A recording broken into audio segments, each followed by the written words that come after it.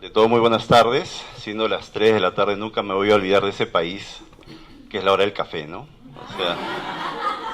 Eso impensable en Lima, porque acorremos a mil. Acá la gente toma su pausa, se toma el café, y eso es tan hermoso, tan lindo. O sea, desde ya, feliz de estar acá.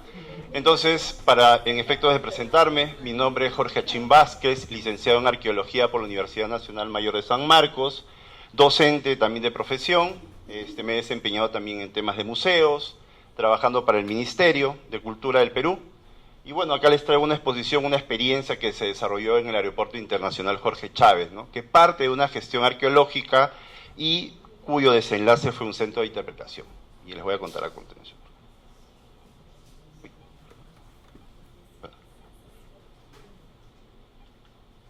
Ok, a ver.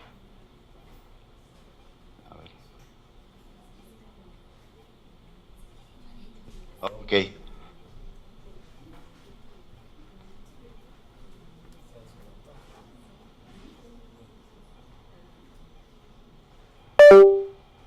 Ahí hay que conectar.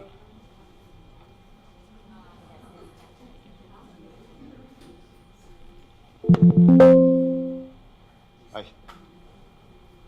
A ver. Ahora sí. Problemas técnicos. Bueno, entonces, para partir, la gestión arqueológica que se desarrolló en el Aeropuerto Internacional Jorge Chávez, un poco para contarles el contexto. Este es para el cursor, Perú, ¿no? El área, 1.285.000 kilómetros cuadrados de extensión, ¿no? En el cual, justo muy adyacente, tenemos el aeropuerto Jorge Chávez, ¿no? En el cual se viene ejecutando un proyecto de largo aliento, en el cual, en primer lugar, esto parte desde el año 2020, en pleno COVID, como parte de estos proyectos de desarrollo, es que se implementa justamente la ampliación del aeropuerto Jorge Chávez, ¿no? El cual va a albergar una gran cantidad de pasajeros. Entonces, un poco la agenda para mostrarles el plan de monitoreo, los hallazgos arqueológicos identificados al interior del proyecto arqueológico, las medidas de protección, difusión y reconocimiento por parte de la empresa a las diversas contratistas. Un poco para explicarles el contexto en que se desarrolla este proyecto. Cuando se realiza cualquier tipo de excavación por parte de empresas, ya sean nacionales o privadas, la empresa está comprometida a realizar un plan de monitoreo que se presenta al Ministerio de Cultura. ¿Esto qué quiere decir? Cualquier tipo de remoción, por más pequeña que sea, tiene que estar supervisado siempre bajo un arqueólogo. ¿Ya? Entonces, en ese sentido, se ejecuta un plan de monitoreo arqueológico. Este monitoreo arqueológico se ejecutó en lo que vendría a ser el terreno del Aeropuerto Internacional Jorge Chávez, que cubre cerca de 900 hectáreas en total. 900 hectáreas que fueron monitoreados cerca de 10 arqueólogos, trabajando alrededor, en hora punta, con todo este movimiento de tierras, más de 3.000 obreros en campo.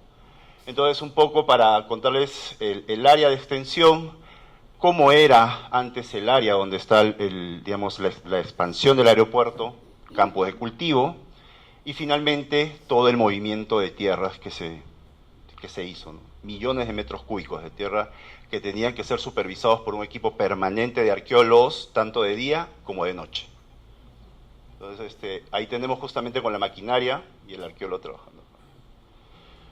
Y en ese interín, como les acabo de mencionar, la capacitación y sensibilización en torno al patrimonio es fundamental para los diversos, stakeholders que están trabajando con nosotros, ¿no? No afectación al patrimonio, a través de charlas de concientización, así no haya, sino que es como una manera de prevenir lo que va a poder suceder. Entonces, en ese sentido, en los canales internos que tenía la empresa también se hizo un tema de difusión interna, ¿no? Con la creación, pues, de todo un tema de infografías al interior mismo de la empresa. Se hicieron capacitaciones y charlas de sensibilización y todo un tema de qué es lo que hace un arqueólogo, porque muchas veces somos incomprendidos en la sociedad. Porque dicen, pues, no, el arqueólogo es el que llega con su cucharita ¿no? Entonces, hay todo ese mito, ¿no?, detrás, y que no se nos toma muchas veces en serio. Pues, ¿qué hace un arqueólogo en un proyecto de tan gran envergadura, ¿no?, como es el Aeropuerto Internacional Jorge Chávez? Pues bien, un poco para ir haciendo antecedentes históricos, este terreno fue una hacienda, ¿ya? Desde épocas coloniales, inclusive desde época del siglo XVII, y posteriormente pasa a manos de la familia del presidente, el expresidente Manuel Prado Ugarteche, que tenía bastantes vínculos con Estados Unidos en su momento, ¿no? Con Kennedy. Inclusive acá está el presidente Manuel Prado Ugarteche con Kennedy. Esta casa hacienda pasa por una reforma agraria. En 1969 los militares deciden expropiar gran parte de estas tierras y pasarla a mano de los trabajadores. Entonces eso es por un periodo porque pasa este terreno, ¿no? En ese interín dijimos, pues llegamos los arqueólogos en el 2020, pleno COVID, trabajar pues totalmente seguros. Se lograron identificar alrededor de evidencia colonial, evidencia republicana y también evidencia arqueológica. Éramos subestimados, no va a haber porque ya lo removieron todos los campos agrícolas, no va a existir nada, o sea, no creían lo que podría darse, ¿no? Pero en ese sentido, al momento que hay la remoción de tierras, comienza a existir evidencias de vasijas precerámicas, ¿no? Prehispánicas en realidad, de alrededor de 200 después de Cristo, losas del siglo XIX, en todo este terreno que cubre 900 hectáreas. Pero el hallazgo particular, acá, el hallazgo HF13, al costado de la pista de aterrizaje, nos dio a dar un cementerio prehispánico. Entonces, en ese interín que al costado de la pista de aterrizaje se identificó un cementerio de aproximadamente 200 después de Cristo y que se va y se proyecta hasta los 800 después de Cristo. Al costado de la pista de aterrizaje, o sea, quiere decir que cuando llegaban y se iban los aviones, detrás de abajo había una historia que contar. Y esa historia se traduce justamente en el hallazgo de estas vasijas prehispánicas, ¿no? No sé si se puede ver, ¿apagamos la luz? Ok. Entonces se pueden ver estas vasijas prehispánicas que están, digamos, a flor de piel, y dentro de esta vasija prehispánica se identificó un individuo. Tenían esos patrones. Ajá. Entonces, sí. No, tranquilo. Sí, no apagamos.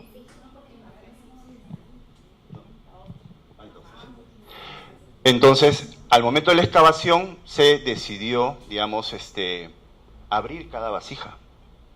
Y nosotros pensamos, pucha, o sea, tenemos que abrirlas, pero ya, no vamos a encontrar nada. Total, el patrón de enterramiento era colocar los individuos al interior de estas vasijas. Entonces, decidimos la excavación, esta excavación arqueológica, incrédulo el CEO, no, que va a haber arqueología, no. O sea, ustedes hagan su trabajo, por favor, déjenlo ahí, y nada más. Y cumplan con los informes, pero no. Entonces ahí se va formando conciencia en la empresa.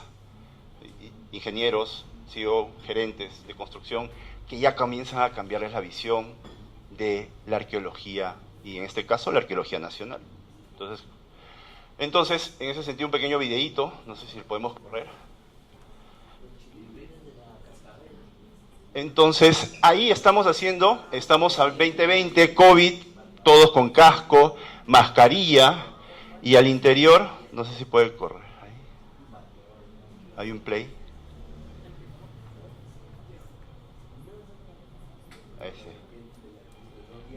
Buenas tardes, nos encontramos actualmente en el sector 2, específicamente en el hallazgo fortuito 13, al costado de la pista de aterrizaje, el cual en estos momentos consiste, o se ha identificado, una vasija de gran tamaño, podemos ver aproximadamente 80 centímetros de altura, ¿no? Y con un radio aproximado de 60 centímetros. Al interior se ha podido identificar un contexto funerario, ¿no? El cual, como pueden apreciar, consta de una sección del cráneo, la tibia o los huesos largos, el húmero y el cúbito y el radio. Asociado a esta vasija, al interior se ha podido encontrar una ofrenda de una pequeña olla. Entonces, el proceso de excavación que se viene realizando es de manera sistemática y metódica, retirando estrato por estrato para poder definir la posición flexionada del individuo y también a la vez definir también la edad que posee. De acuerdo a datos preliminares que podemos inferir es que este individuo, el cual venimos realizando la excavación, Es un adulto por el tipo de dentadura y tamaño que posee. Asimismo, hemos podido definir que se encuentra en posición fetal, ¿no? Y es presuntamente, o los estudios que venimos realizando, es de la época Lima. La época Lima corresponde o comprende la fecha entre los 200 después de Cristo hasta los 600 después de Cristo, respectivamente. El proceso, como les acabo de mencionar, es metódico, se procede a la limpieza con material especial, quirúrgico, para poder definir el contexto funerario. Este trabajo se viene realizando por parte del equipo de arqueología del LAB de manera continua y sistemática en toda el área del proyecto. Gracias. Estamos hablando que estoy trabajando ahí en ese momento a 2 metros por debajo del nivel del suelo. Bastante calor, como Guanacaste, más o menos parecido, el calor así, impresionante. Bochorno total con este Tidex difícil de manejar. Con mascarillas, recordemos que estamos en 2020, 2021, entonces también las condiciones de trabajo cambiaron, ¿no? Pero uno nunca deja de hacer lo que le gusta, ¿no? Entonces, creo que sí es la siguiente diapositiva. Sí. Entonces, a raíz de que vamos encontrando todos estos hallazgos, ¿no? O sea, buenas tardes, nos encontramos actualmente en el sector 2, específicamente en el hallazgo fortuito 13, el cual en estos momentos... Ahí está. Entonces, a partir de que comenzamos a encontrar estos hallazgos, estas evidencias, ¿no? Comienzan a cambiar la visión, comienza a transformar, comenzamos a encontrar estos hallazgos, este material cerámico, este material alfarero, que más o menos, como les mencioné, está entre los 200 y 600 después de Cristo por la tipología que ya se había establecido previamente, ¿no? Entonces ya más o menos tenemos una cronología relativa. Aún estos estudios siguen adelante, los huesos van a ser analizados para saber dieta, ¿no? De qué murieron los individuos, pero tenemos una colección, digamos, cerámica interesante en este hallazgo, ¿no? Siguiente, por favor. Entonces, bajo un proceso ya pasamos a una segunda etapa, que es la misma conservación de los objetos. Sí, play.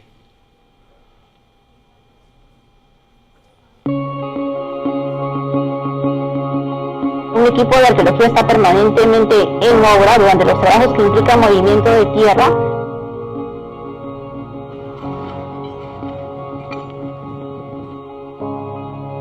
No olvidemos que estas piezas han estado cubiertas por siglos de siglos bajo la tierra.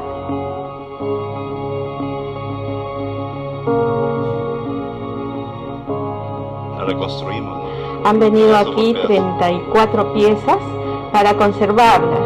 Y este proceso, uno que es la conservación curativa, que consiste en la estabilización, en la eliminación de todo material deteriorante, y la otra etapa es la restauración, que consiste en los añadidos, la restitución de las piezas a su posición original.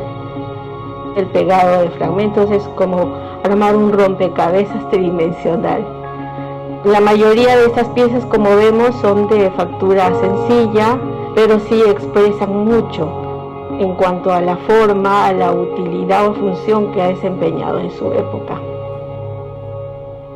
Es una idea muy estupenda y saludo y celebro que la pueda apoyar con esta tarea. Entonces, comenzó ya pues a cambiar el chip a la gente, ¿no? Comenzaron a apoyarnos, el área de comunicaciones comenzó a prestarnos atención, porque este es patrimonio. Recordemos que la arqueología es el estudio de las sociedades a partir de la cultura material, y entonces también es un proceso identitario, ¿no? En el cual pues todos los países estamos llamados a defenderlo, ¿no? Y a protegerlo sobre todo, y más que todo, conservarlo, ¿no? Algo que pasó en esta parte es que nosotros nos hubiéramos podido quedar en esta etapa, ¿no? Muy bien, los arqueólogos descubrieron los objetos y se acabó el proyecto, lo guardamos en cajas y, ¿sabes qué? Nos vamos y pasa por un proceso de catalogación y lo entregamos al ministerio. Pero no, acá quisimos hacer algo diferente, quisimos dar el must. La siguiente presentación.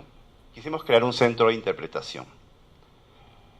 aunque no esté contemplado en el presupuesto, pero ahí le dimos la Un equipo de arqueología está permanentemente en obra durante los trabajos que implican movimiento de tierra. Entonces, primero lo que se hace en el Perú es catalogar estas piezas. ¿Qué quiere decirlas? Ingresarlas al inventario nacional.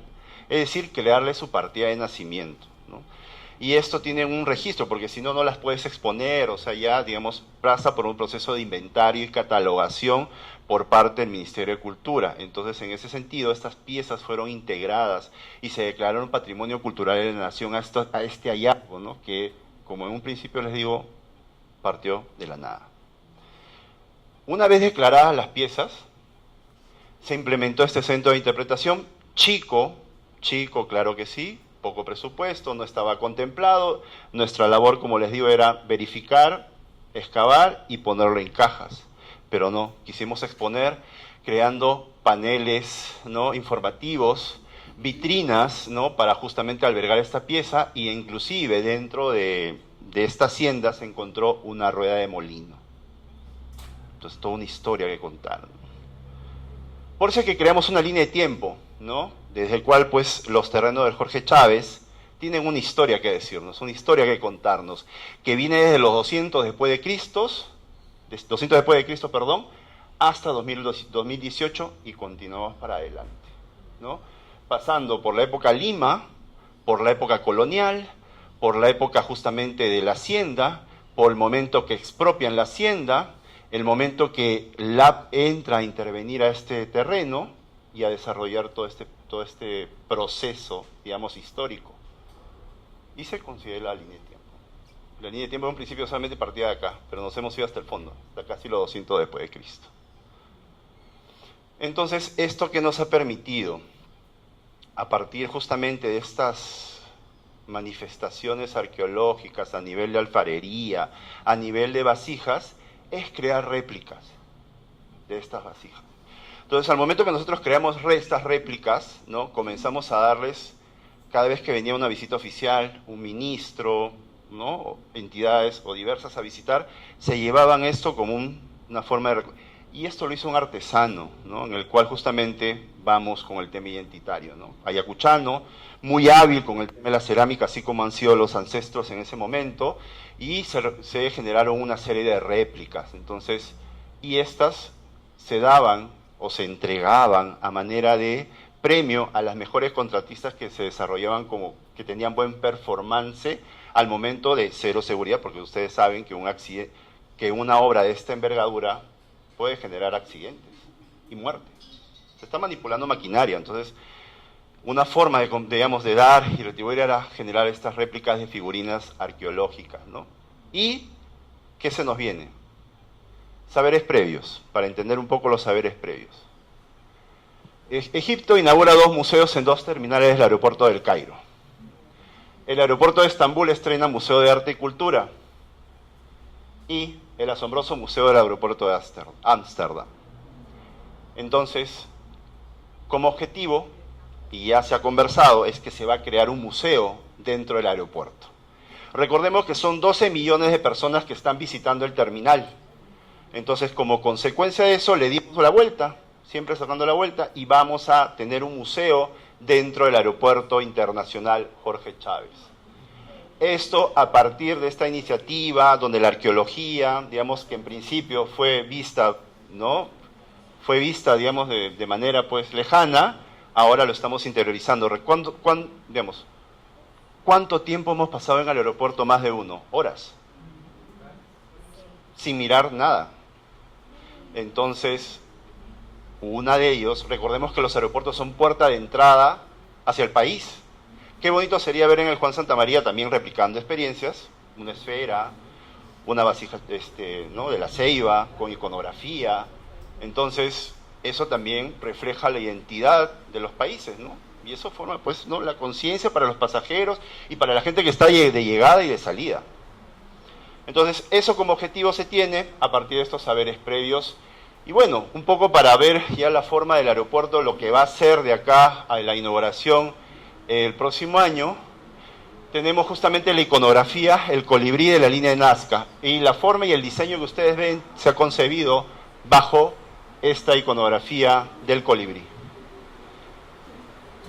Entonces, hay todo un tema también de diseño, de línea gráfica, que también va a ser concebido de esa manera, digamos, mirando siempre al tema identitario, para reforzarnos como, digamos, peruanos y en este caso costarricenses, ¿no?